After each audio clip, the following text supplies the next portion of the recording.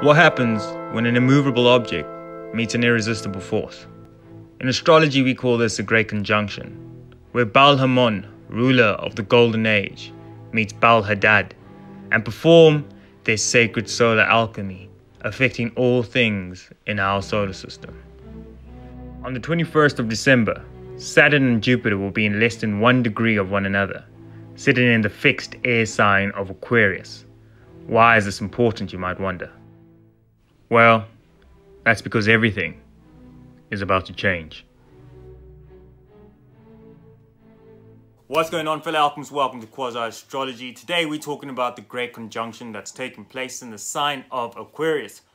What is it and why is it so important? Why are so many astrologers completely tied up and obsessed with this current event in our skies? Well, I'm going to try and do my part to try and explain the importance and why this is such a momentous moment in history for all of us.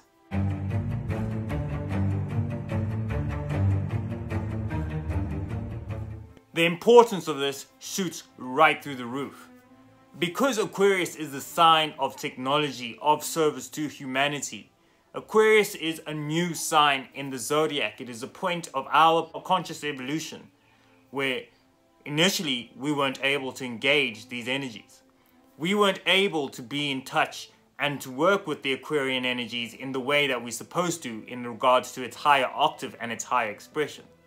So now that Aquarius, and Pisces in particular, but Aquarius in this case, is now experiencing a great conjunction in the age of Aquarius between Baal-Hamon, which would be Saturn, which ruled over the golden age of Atlantis, and Baal-Hadad, which would be Jupiter, which has had a profound impact for the last couple of thousand years ever since the golden age ended.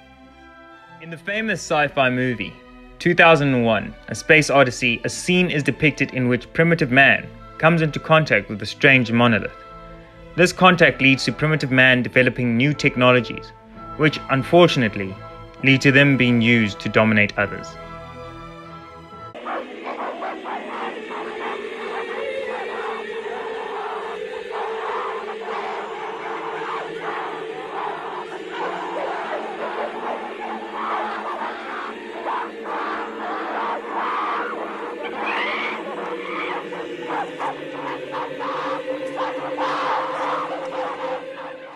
In Utah, USA, a monolith was discovered in the canyons during a patrol. Now, by no means am I suggesting that this has any link to the Great Conjunction. It most likely is just somebody's artistic license at play.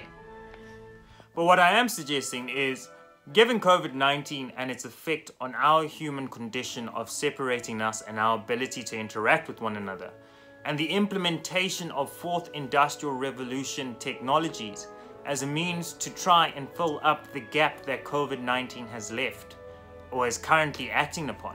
Perhaps the message to be dissected here is that if we do not act, if we do not protect the very conditions and nature that makes us human, which is our interaction with one another, if we do not protect the fact that our service to humanity is something that we should hold with pride and hold high without judgment, that perhaps we will lose all of it.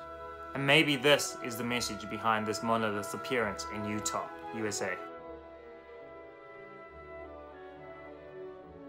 But back to astrology, because that is what you came here for. When you look at Saturn and Jupiter, always understand that Saturn is about restriction, law, guidance, and directional focal points. Jupiter is about expansion, the application of law.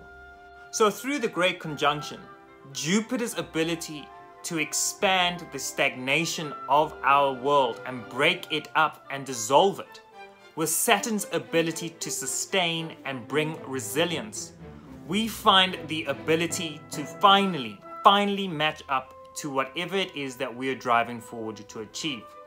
Because Saturn here, all that resistance and limitation is removed and combined with that resilience to sustain action, to sustain the process that Saturn brings in, with the ability to expand beyond the stagnation that Jupiter brings in, we finally have a chance to work productively with the energies here. But the real question for humanity is, are we going to use this great conjunction to eradicate the stagnation that has plagued us for many years? Are we going to finally reach our point, our zenith in our evolution, where we are able to do service, not to ourselves, but to each other.